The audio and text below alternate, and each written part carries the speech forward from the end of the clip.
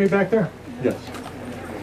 When I retired, I started painting scenes from the national parks and that, and had no idea I would ever be painting axes. And last year, 2 firemen came up to me, and I've never been a fireman, approached me if I would paint a scene from 9/11, the flag raising at Ground Zero, for their son who was graduating from the fire academy. I said, I don't know, I'll try it. And I did it, and it really turned out pretty sharp. And other families saw what I had done, and then they asked me to do axes for their graduations. And I just completed one for 3 generations retiring from one fire station. So my wife and I come up here every January, February, March to get out of the snow. And today we came to the heat. But so we're from Chicago, outside Chicago.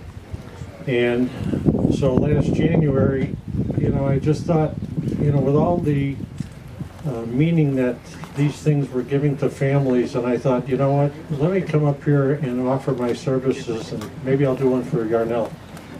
So I happened to walk in, very lucky, and I met Ben and Francis in the office across the street, and I said, you got 5 minutes? And an hour and a half later, I mean, Ben was showing me the uniforms and all that. And usually I paint on a standard axe head. And I said I could do that. And Ben said, you know, that would really be great. We'd appreciate it. But they would not, and I didn't know what a hot shot was.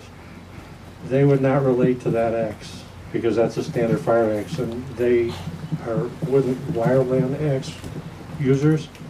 So I said, okay, he went, took me back in the shed, took pictures of it. And I asked I have 2 firemen that make these for me, and I paint on them. And I said, I called them up, I says, you know what a Pulaski axe is? And they said, oh yes. Can you make one? And they made it, shipped it up to me. I came back and I showed it. And Ben said, boy, that would be great. So I'm going to present this to someone, right? Actually, Gerald, it's a wonderful.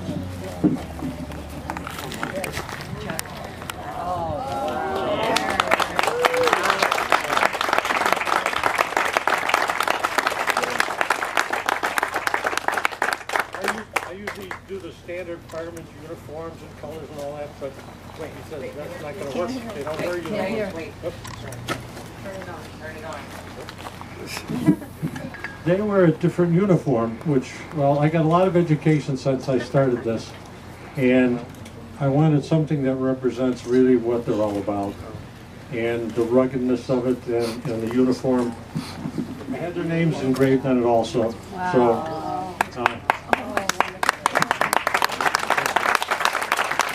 thank you so much. This means a lot to me too, that this is really doing something for firemen. So.